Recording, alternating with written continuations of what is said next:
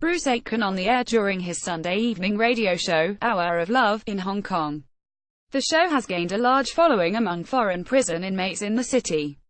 Lam Yik Fei for the New York Times Hong Kong, in the tiled corridors of Stanley Prison, a maximum security complex on a rocky edge of Hong Kong's main island. The chatter among the foreign inmates on Monday mornings tends to revolve around a single question. Did you hear what Brother Bruce said last night? Hundreds of prisoners in this semi-autonomous Chinese city listen to Hour of Love, a variety show that airs every Sunday on a local station and includes hymns and Bible readings, along with pop music in Igbo, Punjabi, Spanish and other languages. The inmates say the show is a spiritual balm that helps them cope with life behind bars in a faraway land.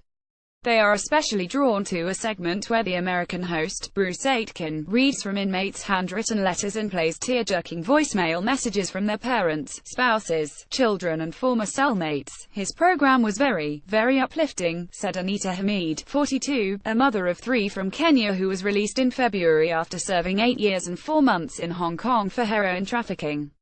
It touched my heart and told me that, though I did wrong in that country, I still have a purpose in life, she said by telephone from Nairobi.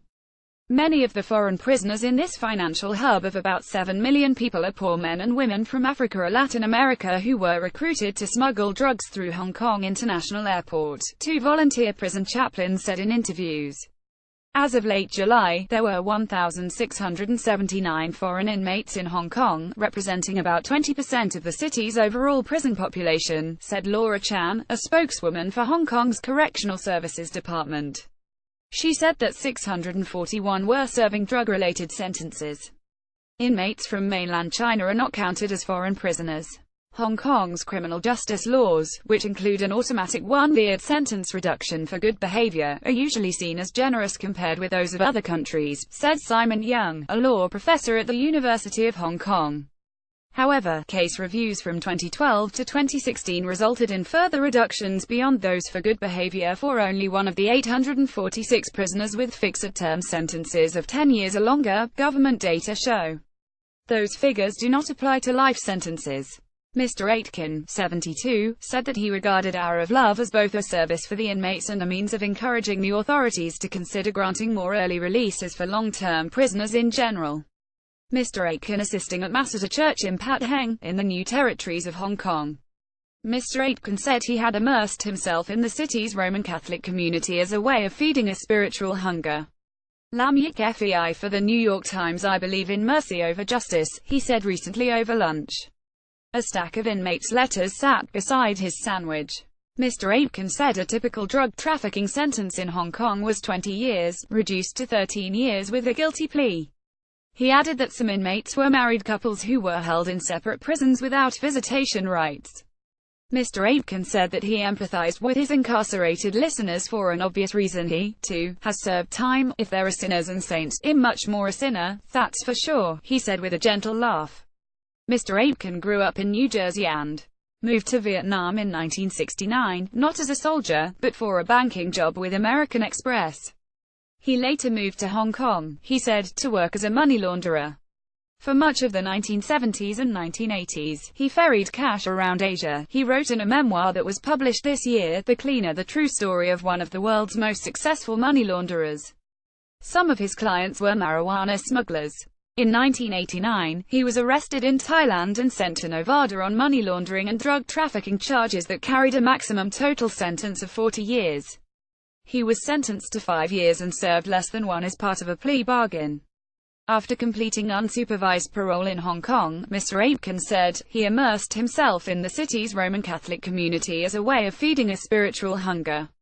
That led him to set up a kiosk on Sundays near the city's waterfront that featured choir performances and catered mainly to domestic workers from the Philippines. He said that the kiosk was closed in 2003 because of the outbreak of SARS, or severe acute respiratory syndrome. But the following year he started a radio show as a kind of replacement. Hour of Love began as a purely musical broadcast. But the station's phone started ringing, he said, and I had to start speaking, much to my chagrin, because I had no experience. Like ICOC Reception Center, a maximum security prison in Hong Kong. As of late July, there were 1,679 foreign inmates in Hong Kong, representing about 20% of the city's prison population. Lam Fei for the New York Times. Domestic workers began calling to share prayers and personal reflections, he said, and the show gained a following, 60,000 listeners in 2007, according to the station's estimates. Then a prison chaplain told Mr. Aitken that the show also had a following inside Hong Kong's prisons. So during one episode, he greeted the prisoners and invited them to write to his postal box. Letters flooded in, Mr. Aitken said. In a busy week, he said, he receives 25 or more letters from inmates, including song requests and notes for their relatives about special occasions or family emergencies.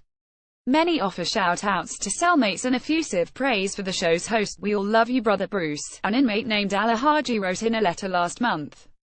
"And thanks once again for making us to believe that we're not abandoned." Another inmate, Osorio Fabio Antonio, wrote, "You are a very special person to me, and not only to me, to all of us." Mr. Aitken said Hour of Love had increased in length to 150 minutes from 60 since its first broadcast in 2004, and now required about 10 hours of preparation every week. That time is in addition to his volunteer work at a local church that earmarks donations for his show. "Maybe I do it for my own personal penance," he said of his efforts. "Maybe," he added, "I'm trying to live a better life." Just after 8 p.m. on a recent Sunday, Mr. Aitken was joined in the radio studio by an Australian priest and 2 Filipino leaders of his Hour of Love church group. At 8:30 p.m., they began an evening of reciting scriptures, playing inmates' song requests and reading inmates' letters that were scattered among the microphones and coffee cups. Mr. Aitken looked tired at points in the broadcast, but mostly radiant. He even sang along with some of the music, pausing to shout the names of some prisoners. "Hallelujah," he said during a hymn played close to 11 p.m. "Come on, everyone, sing. I want all the correctional officers to ask you, what were you singing last night?" Follow Mike Ives on Twitter at Mike Ives. A version of this article appears in print on September 10, 2017, on page A12 of the New York edition with the headline "Ex-inmate takes to Hong Kong's airwaves, and prisoners tune in."